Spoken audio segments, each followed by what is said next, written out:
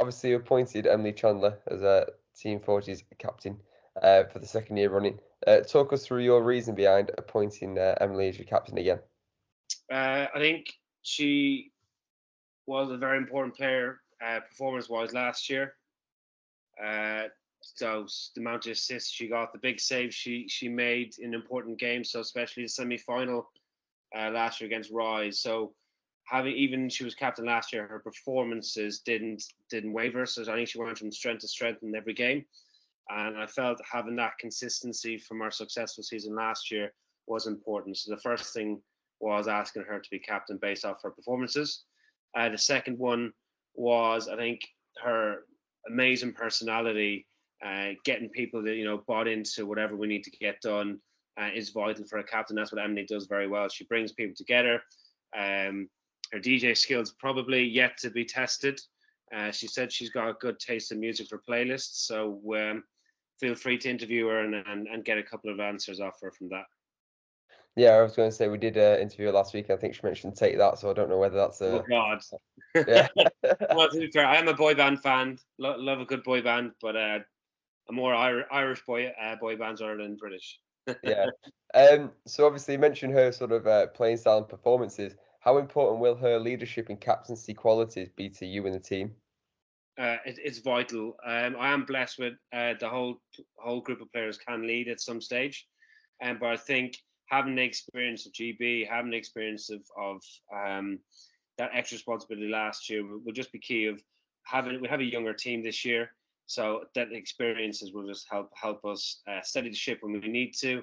So she can speed the game up or she can slow the game down, which will help us kind of gaining confidence as we go through the tournament. Sort of obviously with the days and weeks ahead, the fly is only 2 weeks away now. Just how just how sort of are you adapting your sort of Zoom calls, or whether you've met in person? Because I don't know whether you have at the moment. How are they sort of increasing and ramping up this style of the play, should we say? So we've met once a week for the last, not met, as in, so we're technically online met once a week, just to go through our tactics, our core formations, and how we want to play. Although that was mainly me led, as in just kind of give them ideas. I think the last one was our most successful. There was more chat, there was more involvement. I think people are getting more and more comfortable with each other. I think we've got one more Zoom call, and then we've got there's some prepared the week before. So 1 second. We've got the week before. We've got a little some planned just to help us kind of familiarize us with our playing styles, and we will do a little bit more on the Friday morning before we get our first game in. People are really busy these days, aren't they? I never used to have a social life until now. I know, but sort of looking at sort of your own personal self, what can people expect from your sort of coaching style? Loud.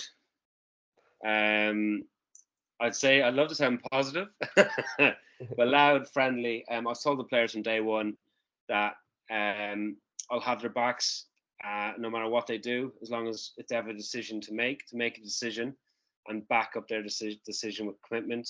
And anyone that's been coached by me before, I'm their biggest supporter, biggest fan, and that's what they'll get, a big, loud supporter. And I'll be proud of all their achievements and what they do. On top of that is we do have a set of standards, and if they're not as a team playing to the standards that we set each other, then they'll know about it. And finally, for me, I think Forge's first game is against Team Rise, who are of course led by Matt Sharp and feature likes of Heather McRae, Ella Malik, and Sophie Tamblin. How are you? Is that sort of would you how do you assess that? Should we say Team Rise team for the opening stages of the fly competition? I think they'll want to get revenge from last year. I think that while watching the game back, they had a healthy lead, and they kind of um, they just obviously lost the game. But I think I'm confident that no matter what happens, if they get ahead or if they get their tails up, that Team Ford will be able to make a comeback, and the game won't be lost until that final whistle. It's going to be a great competition. I'll try to see how much banter there'll be up for on the day. But expect a very highly competitive game, and I think Rise will definitely have it on the back of their minds that if they're up ahead, they expect a challenge and expect to come back. Just from a personal point of view, Conor, what made you want to get into coaching and a head coach role in the first place? My passion is seeing people develop. I was fortunate to meet some very, very inspirational coaches later into my playing career. My early days was pretty much just get told what to do, and I was never very good at it. But I was fortunate since being over in England, that the likes of Chris White, for example, was big inspirational in watching how he develops clubs and people, and they're the people you aspire to try and be like. And there's tons of coaches I've come across today. I won't mention all of them, but here forever.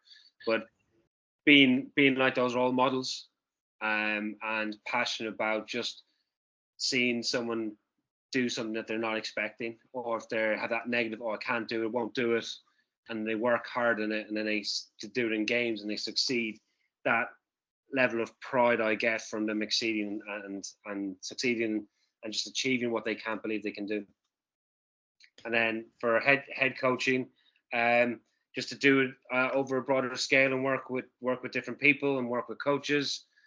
Same with the coach as well as a player.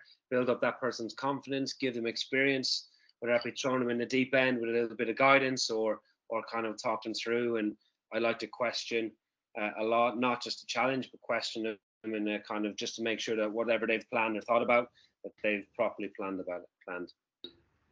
Cool. And you took you were head coach of one of the England junior teams at home internationals, and I'm just wondering how preparing a team for the fly differs from preparing for an England team at an elite level. You know, how does it differ?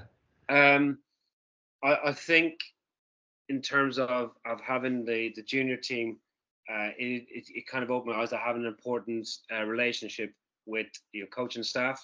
So me and shout out to Karina Wall, she's amazing, and I learned a lot after those 2 days about how to build that relaxed culture. Second, I think you do spend longer with the junior program, so you kind of get to know them a bit better and kind of learn how they work and how to kind of motivate them. So taking that and using that into the fly, it's just kind of trying to work it on hyper speed. It does help. So I've got involved in other senior regionals and some university stuff that I've actually met some of them in person and trying to just build that relationship. I think as well, I rang as many players as I could, just to have a chat about them, and just asked, what do you like to do, what motivates you, what helps you perform best. Because I've learned that not everyone gets motivated the same way I do. So trying to just get them on all on the same page and fighting for each other. And just finally from me, Forge, they narrowly missed out on the title, losing to Swift last year in the final.